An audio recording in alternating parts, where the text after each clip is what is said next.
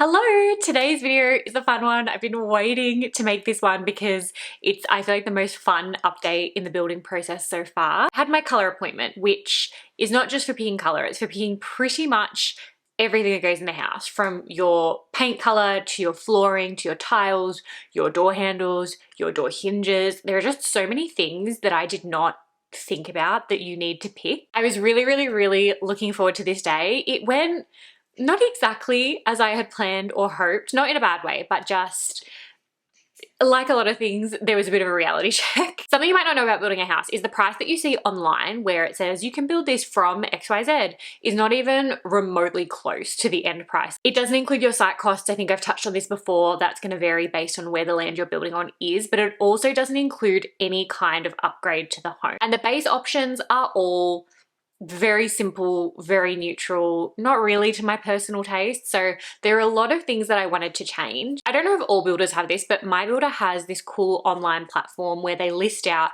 all the different things, every category of everything, like what type of toilet, what type of sink, what type of door frame, what type of door, like literally every little thing that you can pick and choose. It's all listed out and you can see all of the different options. Not everything is priced because a lot of the things are based on like a per square meter. So your tiles, your flooring, I think even maybe your paint color, all of your stuff, your exterior, it's all based on like how much space you're using it on. And then like your physical items, like your door handles, it's dependent on how many doors in the house. And so you can get an idea of what costing is. And I mean, maybe if you were really dedicated and good at math, you probably could go through and figure it out. Although I don't have the schematics of the exact measurements to be able to work backwards and figure out the square like footage of everything. Going into this, I thought I've got so much money to spend because my broker built into my loan, I think $12,000 for me to spend at this appointment, knowing I would want to upgrade things. My home sales consultant, the first girl I spoke to, also built in some money for upgrades based on things I told her I wanted, and there were some things already costed into my quoted build price because I'd said to her, for example, I really want to have high ceilings, and because I have high ceilings, I want to have high windows and doors. So like those things had already been accounted for in my costing. It was more the detail things that I was planning on working out in this appointment, like the tiles, the floors, the paint, the taps, all that sort of stuff. So in addition to the $12,000 that my broker built in, I had the $10,000 first homeowners grant coming. I think there was $5,000 or so built in by my new homes consultant. So I had, I think, around $27,000-ish that I knew that I could play with. And I thought I was set. Wrong. Wrong. Oh my God, it is so expensive to build a house. It is so expensive to do anything.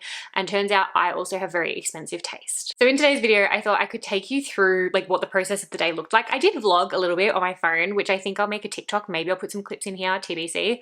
But I thought I could just take you through what the experience was like, share the things that caught me off guard because there were a few, and also let you know how much I went over budget by. It was a lot. The process itself was lovely. So I drove out to this showroom. It was a bit of a distance away, but drove out. It's this beautiful big space. As you can imagine, it's got all of their like best stuff on show. Actually, it has pretty much everything on show. So you can like touch and feel a lot of the things that they offer in terms of like the different fixtures and finishes. They tell you to allow 5 hours for this appointment, and I truly did not understand why, especially for someone like me, because I had pre-selected a lot of my things. In that platform I was talking about earlier, there's the option to like tick box the things that you like, and it goes into a list, which I didn't realize the consultant that I was meeting could see. So she'd actually pulled out all of my selections for me and had them on the table ready to go, which was awesome because I'm super visual and tactile. Like I like to look at things, hold them, touch them, see if I like them that way. Like looking at them on a screen is quite challenging for me. So the fact that she'd already pulled everything out, I think saved a lot of time, but also like let me look at it and go, okay, like this is all vibing together. I'm liking the direction it's going. The other things that I have to choose today, I want to like mesh in with this. I did really love being in the showroom, being able to compare things. Like there were 2 different types or 2 different colors of flooring that like online looked very similar. Looking at them side by side though, I was like, there's a clear winner. Like one of them is much warmer, one of them is much cooler. I want the warmer option. Consultant basically took me through the list that was on a board on her own computer. So she went through every single category of item. There, I can't even stress you guys how many things. I think it's like 400 line items or something crazy between inside and outside. There's just so many things. A lot of them are optional. A lot of them are upgrades, downgrades, whatever. it actually was very overwhelming, which I did not anticipate. They had made it a really nice experience. So it was her and I, we had like this big, beautiful table. I brought my laptop, which I was glad of because I could have that and take notes in front of me. They had like drinks and snacks, which was really lovely. And halfway through the day, they actually gave us a meal voucher so we could go across the road. There was this gorgeous bakery. It was so yummy. And we had a voucher to spend for lunch so I could get like food and a drink. The way that it worked is essentially she would pull up an item, say it's toilets, she'd say, okay, you pre-selected this option or you haven't selected any options. This is what we've got. Do you want to see them? Okay, we'll get up, we'll go look at the toilets, come back, which one did you like? She would tick box it and it would then summarize into the list that she was building out. Anything that was done by square meter, like flooring or tiles, she would say, okay, which one do you like? I would have a preference and she would do the math on the back end in her program and say, all right, if you want that option, it's going to be $6,000, or if you want that option, it'll be $3,000. That was where I really got the shock of my life. My flooring, you guys, $15,000. Not even hardwood. It's engineered wood, I think. It is like a nicer category. And it was a category 5 or 6, I think, which truly I had no concept of what these categories were. The way that they break things up, I think by costing, is in different categories. Like category 1, I think is your stock standard included in the price. It won't cost you anything to use this. For the different options, there were more or less categories. So like flooring, I think had something like 8 categories. I think stone had, I want to say 10, that could be wrong, but it goes up quite high. And so you kind of know in your head each step up is going to be a more expensive option. That's how it works. I think my flooring was like a category 6. So I knew it was going to be pricier, obviously, than the base price. I just had not conceptualized how much that would be. And when she said the words $15,000, I think my soul left my body. That was more than half of my budget that I had gone on the flooring in like 1 second. I think as the day went on, she could kind of see that I was starting to not stress about money, but like really be thinking critically about what I was doing. And so she said to me, why don't we put in the higher options of what you like? And then at the end, we obviously go through everything, review the pricing, and we can switch out and make changes as we needed. Which was a good idea in theory, but I think psychologically what that did to me was I got to the end and I was already like very attached to this image that I had built in my head of this house. And so letting go of things was very hard. Some other choice things that were so expensive, I was not prepared for it at all. I keep talking about toilets. That's because the toilets that I had picked online, because like visually I liked them, were $2,000 per toilet. I needed 2 of them, $4,000 in toilets. Absolutely not. That was one of the first things I was like, yeah, you can get that off the list. Shower screens were also something that I had just never given any thought to, but the aesthetic of like having it laid into the floor versus like, do I want this frame around it? The tiles was another space that really got me. One thing that took me by surprise, and I understand it, but it is really annoying, is I want to do additional tiling. I think I've said this to you guys before, but like a big part for me of why I wanted to build and like have something that was mine is so I could really customize it. Yes, I'm building through a volume builder because that's what's within my budget, but I want it to feel unique and custom and beautiful. A really great way to do that is with tiling, and I actually spoke to an external designer, got their feedback and help kind of putting together the options. They found me these beautiful, beautiful tiles that I absolutely fell in love with. Places that I wanted to do different tiling was my kitchen backsplash, part of the shower and bathroom. So like I used a tile through the builder, or I picked a tile through the builder for the majority of the bathroom space, but then there were accent tiles that I wanted to put in to the back of the shower niche or to the upper half of the wall. Same with the laundry space as well. They don't offer the option to switch the tiles out. They won't use external tiles. And I said, okay, no worries. Could we just do the waterproofing and leave it for somebody else to tile over? And they don't offer that either. I do get it because obviously I guess they have to protect themselves against the liability of like having someone else tile over your work and ruin the waterproofing or whatever. I had really hoped that there would be an option for me to pay a little bit more money and have them install my own tiles, because I mean, it's the same type of work. Like you're putting the tiles in the same space. I'm assuming it's because they then don't make money or clip the ticket on tiles if I bought external tiles myself, which is really frustrating. Where I ended up landing, and I'll be honest, I don't love it, is I picked a middle category tile for some of the bathroom spaces where I was kind of hoping that I'll just like the aesthetic of the tile enough. It was the closest match that I could find to the external tiles that I had fallen in love with.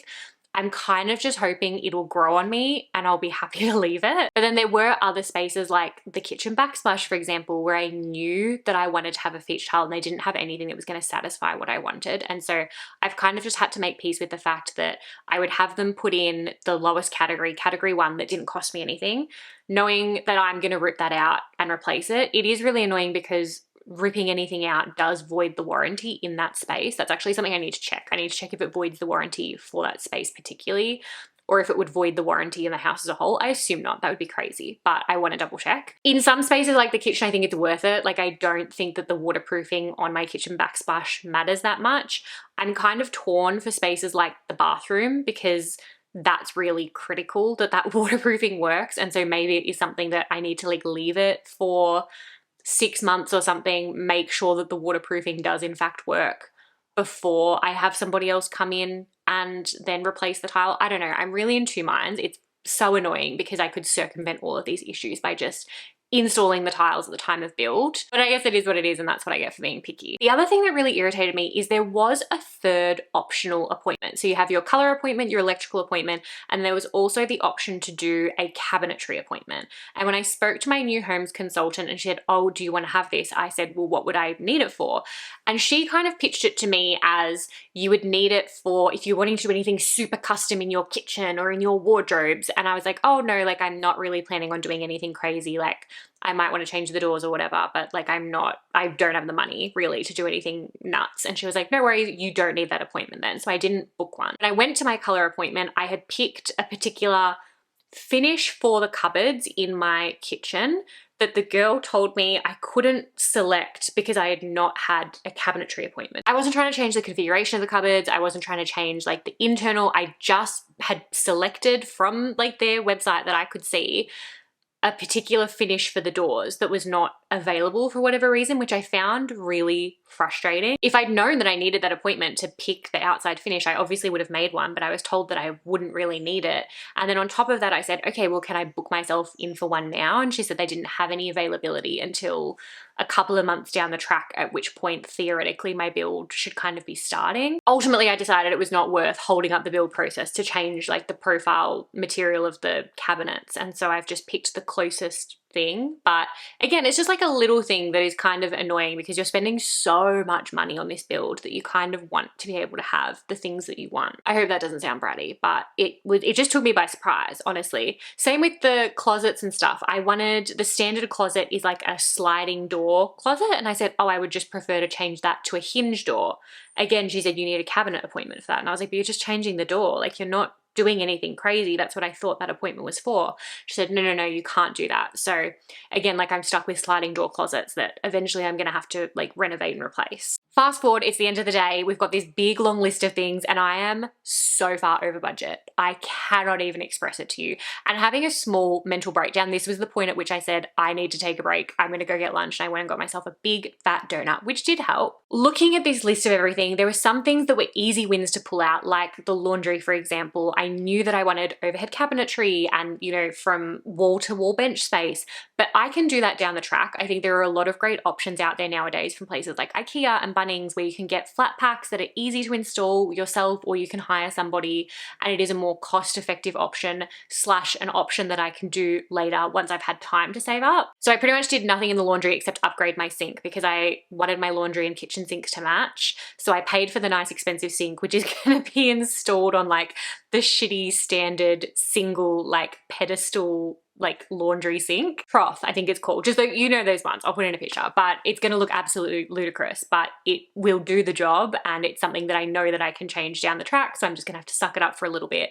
until I have the money to be able to make it nicer. Things like the toilets were an easy, obvious, quick change to something much more affordable. But as I pulled more and more stuff out, I kind of got to a point where it felt like I was not able to drop to a lower option, a more affordable option without really sacrificing what I wanted. Like the tiles and stuff are a good example. Like dropping down a couple of categories would have meant like visually an extremely different look, as well as if I did want to change that down the track, I'm faced with that same issue that I was already kind of rolling around on, which was, you know, if I pull them out, I'm going to have to pay or I'm going to forfeit my warranty, which is not the greatest thing in the world. I would prefer not to do that if I have to. And so I still was over budget by quite a bit. So ultimately what I did was I pulled out as much as I felt like I could, as much as would be easy to change or fix later. I was still over budget by heaps. And so I just ended up doing the math on, okay, well, what can I do to make this work? Which brings me to now, I have a second job, which I know is probably not the outcome that everybody would have chosen. I know that you don't have to have the nice options or the upgrades, but I landed in a place where I was just like, I don't want to sacrifice anything else. And so I did the math on everything and figured out how much money did I think I could realistically save and earn over the next kind of 9 months while the build is happening.